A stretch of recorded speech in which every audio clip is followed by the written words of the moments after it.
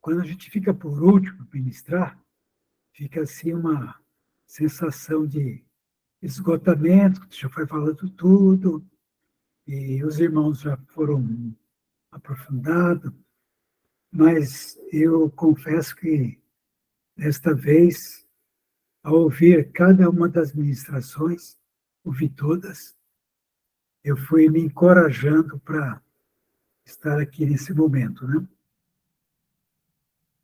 E o que eu vou falar vai ser rápido. O Serginho nem vai precisar sair mais cedo antes do término. Sobre a história universal, né? E as muitas histórias que tem dentro dessa história universal. Então, a história universal ela é a explicação do autor da sua obra, sua grande obra, e a nossa interação com ela. Quando alguém cria uma obra, ele tem expectativa de que as pessoas conheçam, se admirem dela. Ele não faz uma obra para si mesmo, para ficar guardado, escondido, né? Então, a criação é uma obra de Deus. E a Bíblia conta como foi essa obra, né?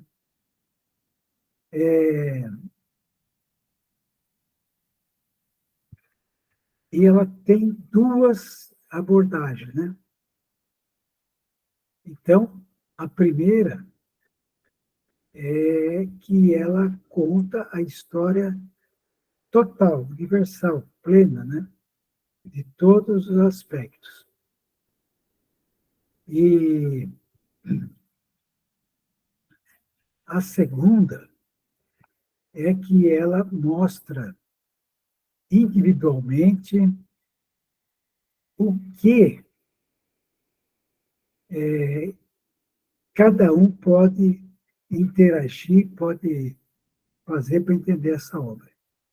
Imagine que um pintor fizesse um quadro maravilhoso e ele descrevesse, né, num texto, o que ele quis, o que ele pretendeu com esse quadro.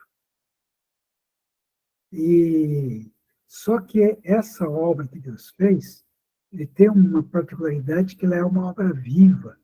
Ela não é uma natureza morta, né? Ela está em constante transformação. Ela é original. E pela Bíblia nós podemos saber, então, qual é a maneira que nós podemos integrar com ela, né? Podemos interagir com ela. O homem foi criado a agir a favor dessa obra, especialmente a favor do outro homem que é parte dessa obra. A principal parte dessa grande obra de Deus é o item principal é o homem.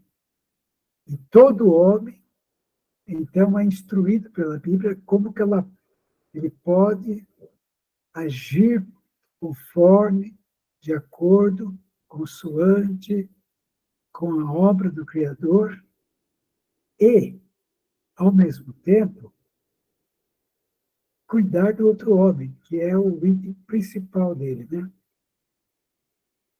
Contudo, o homem se descobriu como integrante de uma parte dessa história, e isso gerou um desprezo às demais. Assim, ao invés de investir em servir, passou a se sentir superior aos outros. Então, um exemplo, né? Os católicos valorizam a história a partir do nascimento de Jesus Cristo, descer. E aquilo que fica lá atrás é apenas uma maneira de dizer como que chegou até ali, né? Os evangélicos valorizam o primeiro século e saltam diretamente ao século XVI da Reforma. Os pentecostais parece que do primeiro Pentecoste, em 33, lá em Jerusalém, para o movimento pentecostal do século XX. Os judeus ortodoxos se veem como, até hoje, como desde Abraão até o nascimento do Messias, que que para eles ainda não ocorreu. Os judeus messiânicos se veem desde Abraão, saltando do primeiro século para 1967. Então, eles entendem que estão na história desde Abraão, participaram da igreja primitiva do primeiro século, depois foram alijadas, e a história, então, só volta a contar quando eles têm judeus crendo novamente no Messias. E o movimento messiânico ele pode ser datado aí de 1967, o mais novo dele. Contudo, o homem se inserido numa dessas histórias, na condição de privilegiado e como beneficiário a si próprio, ele se coloca em vantagem, né? Ele se coloca em detrimento à verdade ser a favor da obra, especialmente do outro. É como que se a obra, essa grande obra que Deus fez, fosse para ele, para seu grupo, para seu povo. E eles são o centro dessa história. E isso gera arrogância e desprezo aos demais e desprezo pelos demais também. É preciso compreender que todos nós fazemos parte da mesma história, pois todos nós somos descendentes de Adão.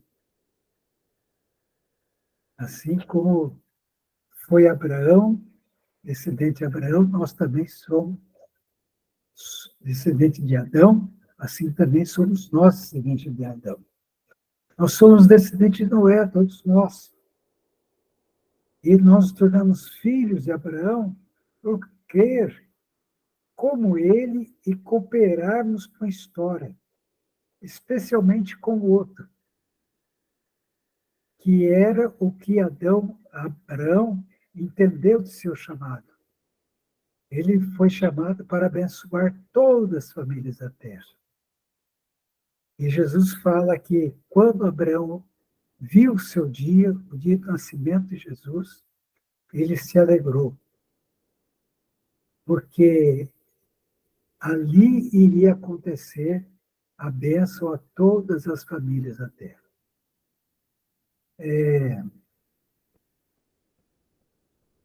Então, quando nós cremos como Abraão, nós cooperamos com a história, especialmente com o outro, engajando-os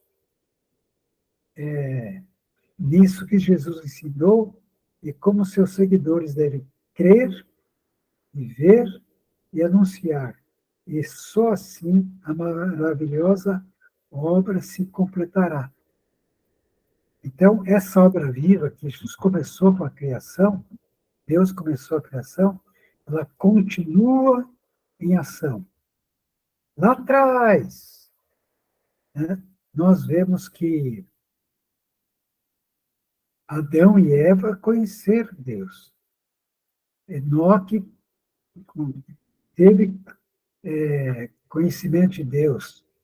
Antes dele, Abel teve conhecimento de Deus. E Noé achou graça diante de Deus. Então, muitas pessoas que não estão compondo esse povo também contribuíram para a história, para que a obra de Deus fosse completada, essa grandiosa e maravilhosa obra. Abraão é um idólatra comum, e Deus o chamou para isso. E ele compreendeu e creu. E ele, então, passou a cooperar para que isso acontecesse. Agora, se nós não entendemos que Abraão tinha compreendido essa intenção, essa vontade de Deus, e entrou nessa operação, nós também não vamos conseguir fazer o plano de Deus.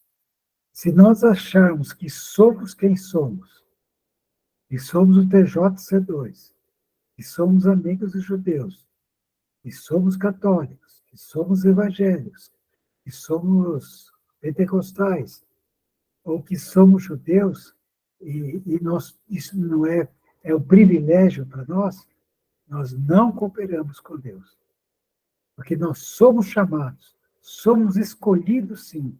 Deus escolheu, sim, os judeus, mas escolheu para uma missão, e não para um posto de privilégio entre as nações.